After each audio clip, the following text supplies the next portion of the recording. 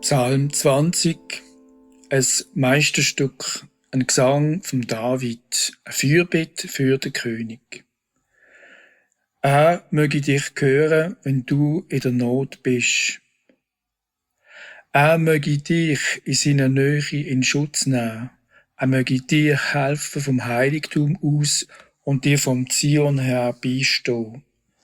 Er möge daran denken, was du ihm gespendet, uns annehmen als das Kostbarste, wo du zu geben hast.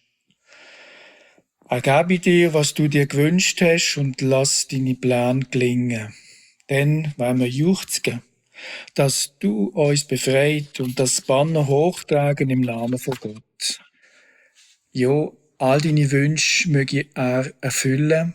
Jetzt weiss ich es ganz sicher, dass er seinem Abbild auf Erde hilft und dass er ihm beisteht vom Himmel her, wo nur er selber das kann mit seiner Hand.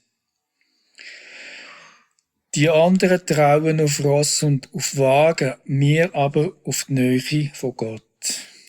Darum stöcheln sie und sterben, wir aber stehen fest und stehen durch.